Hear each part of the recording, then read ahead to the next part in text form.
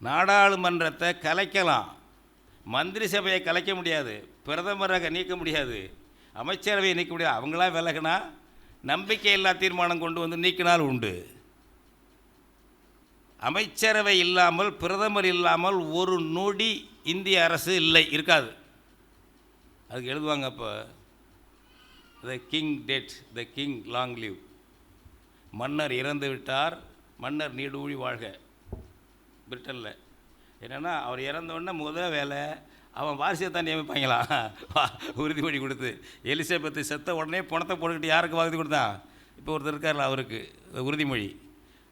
அது மாதிரி இங்கே கிங்கு யார்? பிரதமர். பிரதமர் இல்லாமல் இந்திரா காந்தி இறந்து விட்டால் பிணத்தை போட்டுக்கொண்டு ராஜீவ்காந்திக்கு உறுதிமொழி கொடுக்குறதும். ஒரு நிமிஷம் இருக்க முடியாது, சில நிமிஷம் இருக்கலாமே தவிர, இயற்கையின் கோளாறால் இருக்கலாமே தவிர சட்டத்தின் கோளாறால் அல்ல.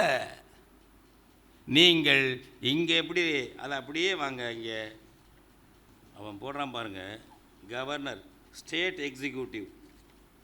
ஸ்டேட் எக்ஸிக்யூட்டிவ் என்பவர் முதலில் ஒரு ஆளுநரை பெற்றிருப்பார். அங்கே எக்ஸிக்யூட்டிவில் அமைச்சரவை இருக்கும். இதுக்கெல்லாம் முன்னாடி குடியரசுத் தலைவர்.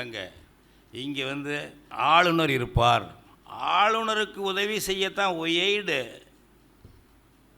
மற்ற அட்வைஸ் பண்ணுறதுக்கு ஒரு கேபினெட் இருக்கும், ஒரு அமைச்சரவை இருக்கும். எதுக்கு? அப்படி பிரசிடெண்ட்டுக்கு இல்லையா? அது மாதிரி கான்ஸ்டியூஷனில் பிரசிடெண்ட்டுக்கு உதவி செய்ய என்று கிடையாது. ஆளுநருக்கு மட்டும் அவருக்கு உதவி செய்ய, உதவி வேலை பார்க்குறவன் முதல் மந்திரி. அட்வைஸ் பண்ணலாம், நல்ல புத்தி சொல்லலாம், அதுக்கு மேலே ஒன்றும் கிடையாது.